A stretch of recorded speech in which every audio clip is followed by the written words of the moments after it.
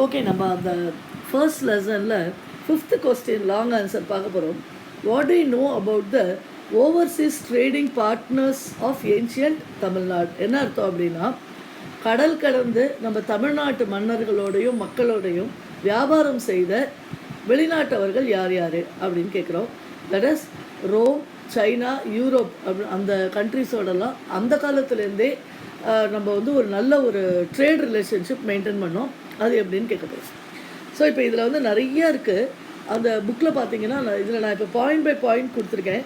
இந்த how much 6 பாயிண்ட்ஸை plus இன்னும் ஒரு 4 பாயிண்ட் எழுதுனீங்கன்னா இதுக்கு போதும். இதுக்கு மேலே ரொம்பலாம் இதை எக்ஸ்பேண்ட் பண்ண வேண்டிய தேவையில்லை.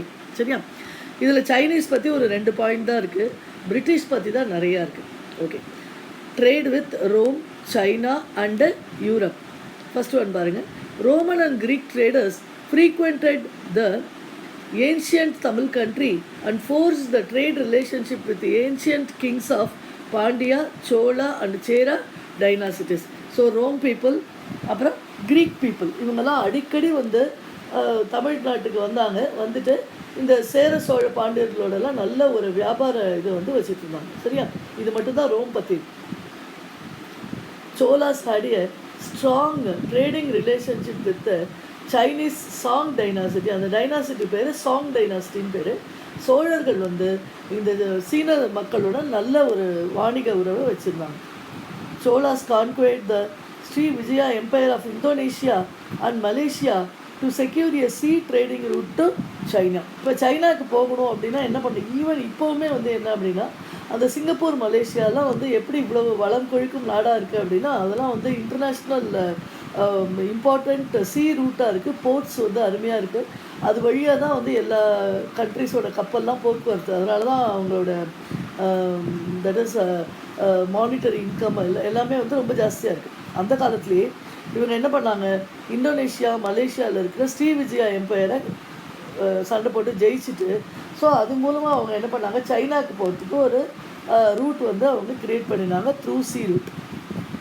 During the 16th and 18th centuries, India's overseas trade expanded due to trading with the European companies. So இப்போ அடுத்தது யூரோப்புக்கு வரப்போகிறோம். ஸோ 16-18 சென்ச்சுரிஸ்லலாம் என்ன ஆயிடுச்சு அப்படின்னா, கொஞ்சம் கொஞ்சமாக சைனா கிட்டக்க இருக்குது, அது வரைக்கும் பார்த்துட்டு கூட விடாமல் யூரோப்பியன் கண்ட்ரீஸ்க்கும் நம்மளுடைய வாணிகத்தை எக்ஸ்பேண்ட் பண்ணும்.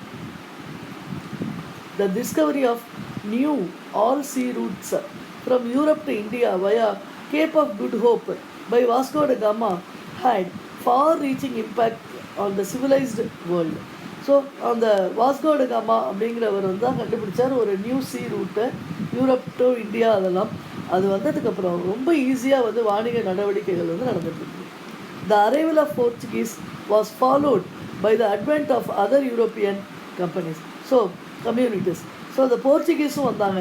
இது என்ன ஆயிடுச்சு அப்படின்னா, நம்ம யூரோப்பியன் கம்யூனிட்டிஸோட ட்ரேட் ரிலேஷன்ஷிப்பை இன்னும் இன்க்ரீஸ் பண்ணுறதுக்கு வந்து ரொம்ப உதவிகரமாக அது. நெக்ஸ்ட்டு பாயிண்ட் பாருங்கள். இப்போ இதில் வந்து நிறைய பாயிண்ட்ஸ் இருக்குது. இதெல்லாம் பார்க்க வேண்டியதில்லை. நம்ம இதில் இருக்கிற நான் எதில் டிக் மார்க் பண்ணியிருக்கேனோ அது மட்டும் நீங்கள் எழுதினா போதும். மேக்ஸிமம் ஒரு 5 கொடுத்துருக்கேன். அதில் ஒரு 6, ஒரு 5, 11.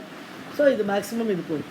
The European merchants who came to India were not only individual merchants but also represented their respective governments. European இதில் வந்து நிறைய கண்ட்ரிஸ் இருக்குது.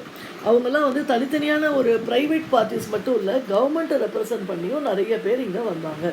சரியா? In course of time their commercial motives turned into territorial ambition like the East India Company became the British Empire here. கொஞ்சம் கொஞ்சமாக வந்தாங்க. முதல்ல வியாபாரத்துக்குன்னு வந்தாங்க. அப்புறம் இந்தியாவோட ரொம்ப ஒரு அப்படியே ஒரு செழிப்பான ஒரு விஷயத்தையும், இங்கே இருக்கிற ஸ்பைசஸையும், இங்கே இருக்கிற கோல்டு இந்த எல்லாத்தையும் பார்த்துட்டு தேவர் இம்ப்ரெஸ். தன்னோட பொருளை விற்றா மட்டும் போகாது, இந்த இந்தியாவை கைப்பற்றி ஆகணும் அப்படின்னு சொல்லிட்டு அவங்க அதை பிடிச்சிட்டாங்க.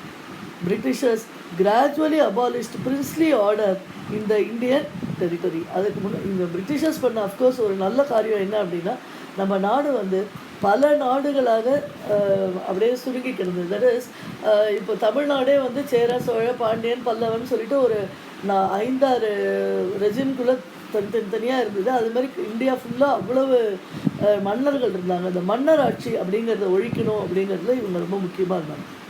Thus the demand for Indian goods declined during the British rule. So இந்தியர்களுடைய பொருட்களுடைய அந்த டிமாண்ட் வந்து குறைஞ்சிட்டு அவர்கள் கொண்டு வந்த அந்த விஷயங்கள் தான் இந்தியர்களை ரொம்ப அட்ராக்ட் பண்ணி between early 1600 and mid 19th century, the British East India Company led the establishment and expansion of foreign trade all over Asia. India மட்டும் இல்லை, ஏஷியன் கண்ட்ரிஸ் ஃபுல்லாகவே இவர்களுடைய அந்த யூரோப்பியர்களுடைய கொடி வந்து நிலைநாட்டப்பட்டது. அவங்க எல்லாத்தையுமே பிடிச்சிட்டு நம்மளெல்லாம் வந்து டிபெண்ட்டாக வந்து பண்ணி வச்சுருந்தாங்க.